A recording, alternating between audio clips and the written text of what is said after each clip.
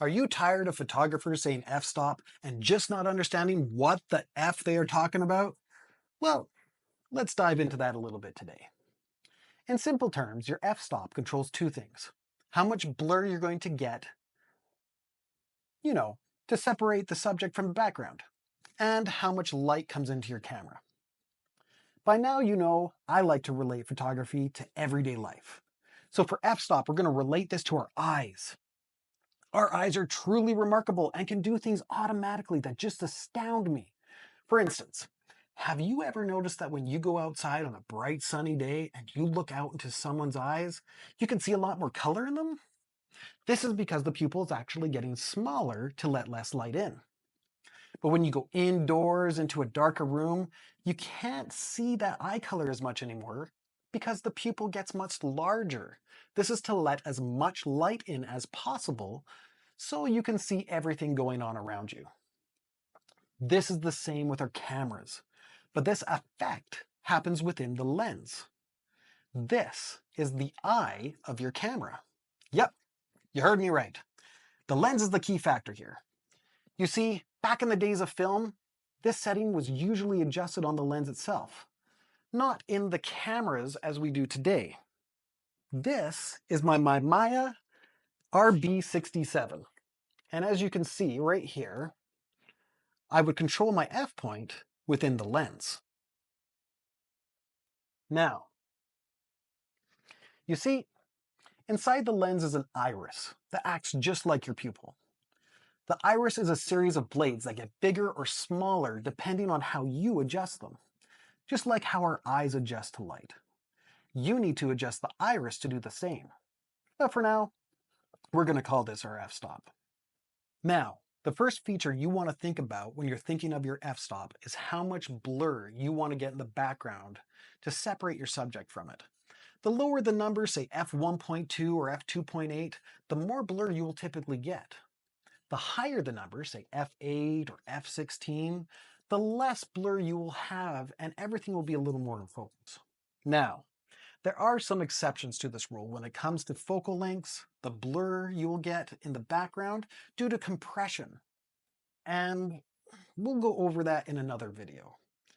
And we'll discuss lenses, lens types, and how they affect the types of photos that you yourself are trying to create. The second feature of f-stop is how much light is going to come into your camera. So we're going to bring back that eye reference. When you have a low number of, say, f1.6 or f2.8, this is when your pupil is wide open, like when you're in a dark room. That means you're letting as much light into the camera as possible so it can get all that in around it. And when you have an f-stop of f8 or f16, this is when your pupil is going to get much smaller and it's going to let less light in. Now, I've set a couple lenses here into that one f.2 and f16. And we're going to try a little experiment.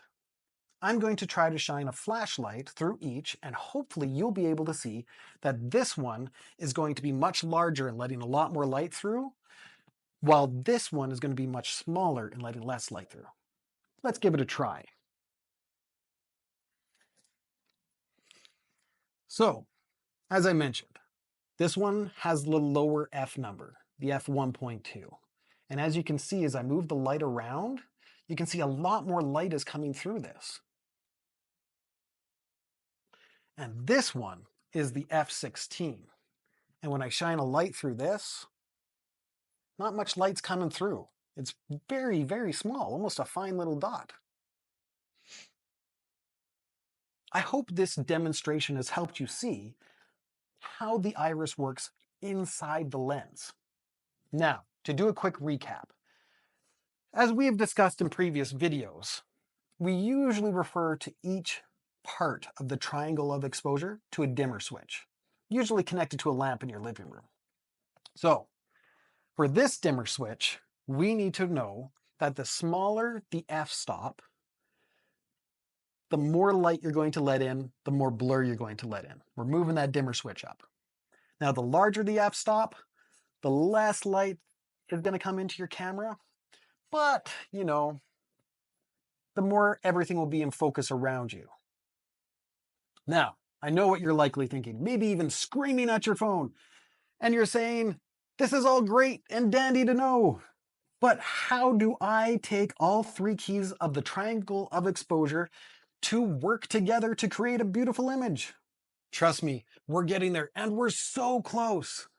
You see, when people discuss this, they always leave out the light meter, and that is a crucial part to learning how to use them all.